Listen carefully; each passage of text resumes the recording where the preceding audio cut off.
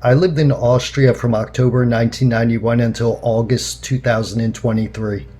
I decided to move back to the US in 2023, but I knew the lower 48 states were not really for me anymore, so I did what any sane person would do. I moved to Alaska. After 8 months of being back home, do I miss Austria? As anyone who saw my previous videos knows, I really enjoyed living in Austria and I had no complaints about the 32 years I spent there. I'm happy I went through that experience, and deep down I feel like I have two countries I can call home. So it may surprise you that over the past 8 months I've realized that I don't regret leaving Austria, and I miss very little in Austria. It's actually very similar to when I moved from the US to Austria in 1991, where anything I do miss are very unimportant things, like foods for example. For some reason, when you know you can't have certain foods anymore that you enjoy, it drives the brain crazy.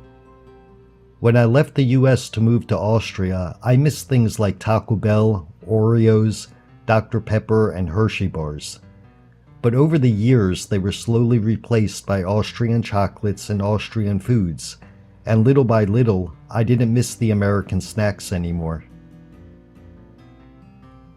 After being back in the US for 8 months, I still miss some Austrian foods, but they're slowly being replaced by new and different American foods.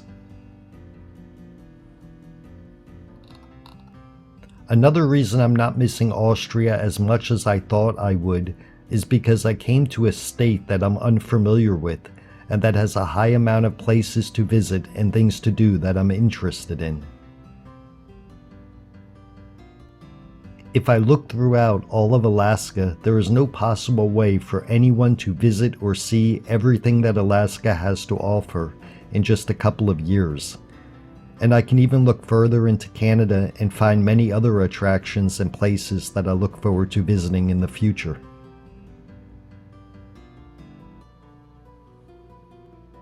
So when I say I don't miss Austria, it doesn't really have to do with anything Austria has to offer. It's due to the fact that my new home will be keeping me busy and offering me plenty to do for the next 10 years. But despite all of this, I'll always feel that Austria is my second home, and I'm grateful I had the opportunity to spend more than half of my life in one of the most beautiful countries in Europe.